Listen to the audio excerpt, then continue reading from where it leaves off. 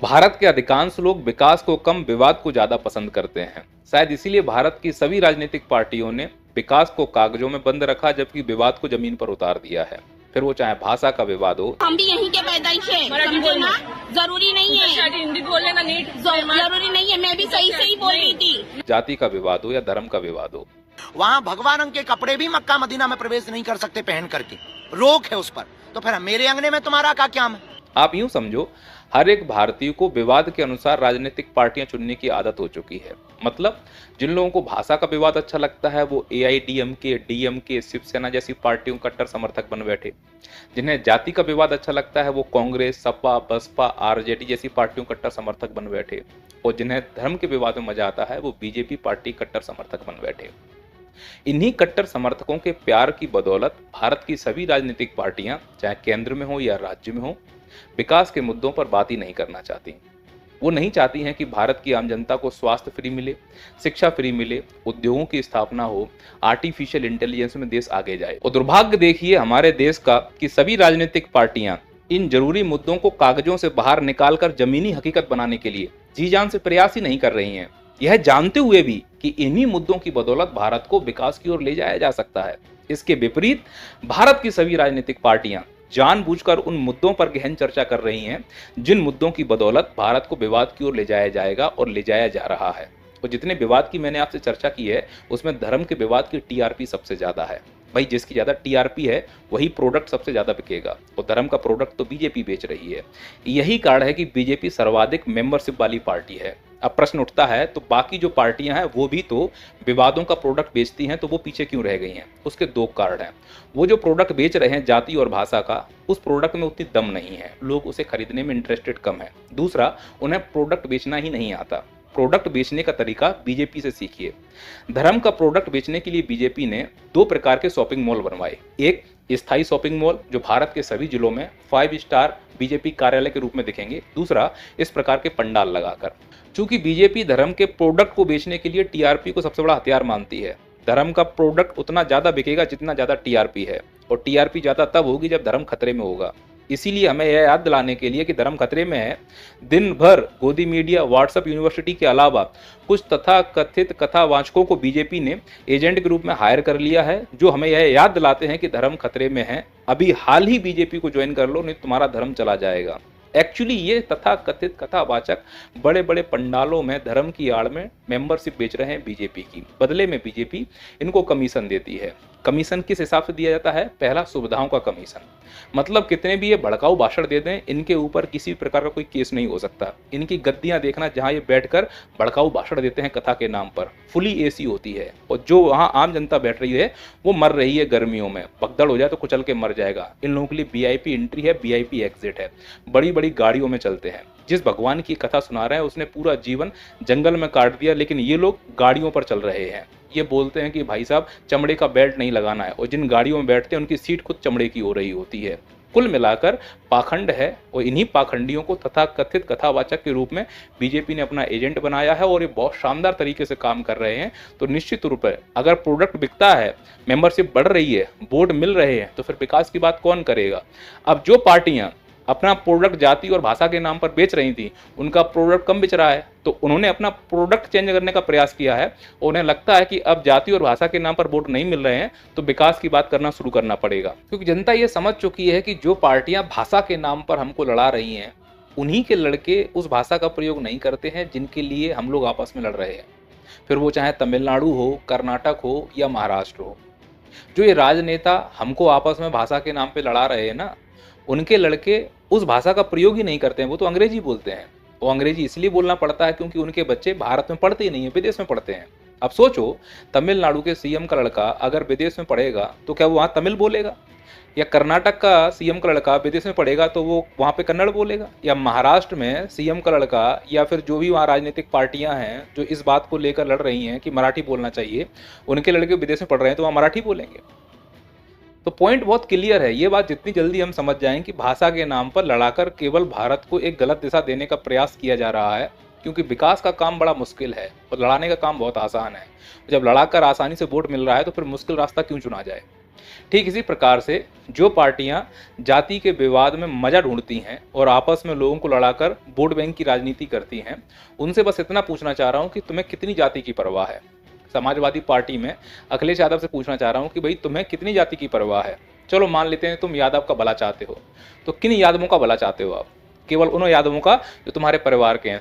तुम्हारा बेटा, तुम्हारे चाचा ताऊ के लड़के सांसद विधायक पार्षद बन के घूम रहे हैं, बाकी लोग तुम्हारा झंडा उठा के घूम रहे हैं। अगर तुमको वास्तव में जाति कितनी परवाह होती तो नेताजी बन चुके हैं एक बार। अब तुम पद छोड़ो और एक एग्जाम लो कि जो योग्य होगा उसको भर्ती किया जाएगा, भले ही यादवों से भर्ती किया जाए। यही बात मैं बसपा से बोलना चाहता हूँ, मायावती जी से, कि जैसे आप चुनकर आई हो ऐसे आपने भतीजों को चुन दिया, क्या और लोग योग्य नहीं थे? और यही बात मैं कांग्रेस से बोलना चाह रहा हूँ। कांग्रेस जातिवाद के साथ साथ वंशवाद से भी प्रभावित है।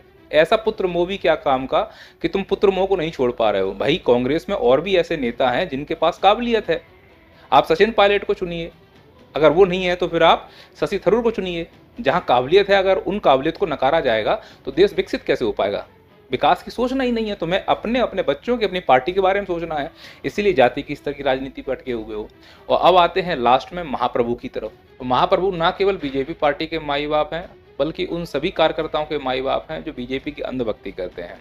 वैसे तो साक्षात ये खुद ही भगवान है, इसके बावजूद भी बीजेपी पार्टी भगवान के नाम पर ही वोट मांगती है। और भगवान श्री राम के नाम पर वोट मांगा जाता है, वो भगवान श्री राम जिन्होंने जीवन में कभी झूठ नहीं बोला। राम भारत की चेतना है, राम भारत का चिंतन है, राम भारत की प्रतिष्ठा है, राम भारत का प्रताप है, राम प्रवाह है, राम प्रभाव है। वो भगवान श्री राम जिनके वंश की टैगलाइन है, प्राण जाए पर वचन ना जाए। इन लोगों ने भगवान के नाम पर वोट मांगा, सत्ता में आए। अगर ये भगवान श्री राम के नाम का उपयोग नहीं करते तो सत्ता में नहीं आ पाते। सत्ता में आने के बाद इन्होंने भगवान राम का जिस प्रकार से अपमान किया है, झूठ बोलकर, वादा तोड़कर, वो अपमान शायद ही कोई पार्टी कर पाए। इन लोगों के झूठ बोलने की एक लंबी लिस्ट है और इस पार्टी में वही जाते हैं जिन्हें झूठ बोलने की कला हो। दिन दहाड़े जो झूठ बोल सकता हो और यकीन दिला सकता हो कि जो मैं बोल रहा हूँ वही सच है, वही बीजेपी का असली कार्यकर्ता है। और जिसे झूठ बोलना नहीं आता है उसके लिए विशेष ट्रेनिंग रखी जाती है। हेडमास्टर आकर सबको ट्रेंड कर देते हैं। नया नया जो जुड़ता है ना, उसको भी झूठ बोलने का तरीका यूं सिखा दिया जाता है जैसे ये मैथिली ठाकुर सीख चुकी है। कि वो नहीं कहाँ है? पाग में से कब उठाया मखाना? इस बयान से सिद्ध होता है कि बीजेपी का नवजात कार्यकर्ता जन्म लेते ही झूठ बोलना सीख जाता है, क्योंकि इन लोगों के रगों में खून नहीं, झूठ बह रहा होता है। इन लोगों के रोम रोम में वादा खिलाफी है। ये जो बात बोले समझ जाना उसका उल्टा होगा। अगर बीजेपी का कोई भी कार्यकर्ता या नेता तुमसे आकर ये कहे कि हम ये काम करवाएंगे, तो यकीन मानना उसका उल्टा होगा। अगर वो आके कहें कि हम तुम्हारी झुग्गी झोपड़ियां नहीं तोड़ेंगे, तो लिख के रख लो कि टूटेंगी ही टूटेंगी। अगर वो आकर तुमसे कहे कि हम तुम्हारी रोडों को अमेरिका की तरह बना देंगे, तो यकीन मानो भारत युगांडा बनने की तैयारी में है। कि 2024 समाप्त होने के पहले हिंदुस्तान का रोड इंफ्रास्ट्रक्चर अमेरिका के बराबर होगा। अगर वो कहें कि हम काला धन वापस लाएंगे, तो यकीन मानो भारत में काला धन और बढ़ने वाला है और खुद नेता के कहेंगे काला धन बढ़ाओ। ये विदेशी बैंकों में जो काला धन पड़ा है, भाइयों बहनों, उसको वापस लाने का हमारा फैसला है। मेरी स्वदेशी की व्याख्या बहुत सिंपल है, पैसा किसका लगता है उससे मुझे कोई लेना देना नहीं है। अगर वो कहें कि हमने ऐसा यंत्र बना दिया कि रेल एक्सीडेंट नहीं होंगे, तो यकीन मानना फिर रेल एक्सीडेंट होके ही रहेगा। हादसे का शिकार हुई ट्रेन की बोगियों को उनकी जगह से हटाया जा रहा है। तस्वीरें छत्तीसगढ़ के बिलासपुर की है।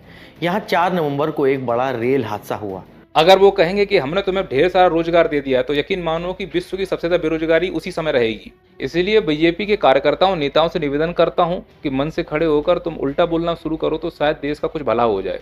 अब तुम ये कहो कि हम अपनी पार्टी में सिर्फ और सिर्फ गुंडे मवारियों को लेंगे, तो हो सकता है एक आध पढ़े लिखे तुम्हारी पार्टी में चले जाएं।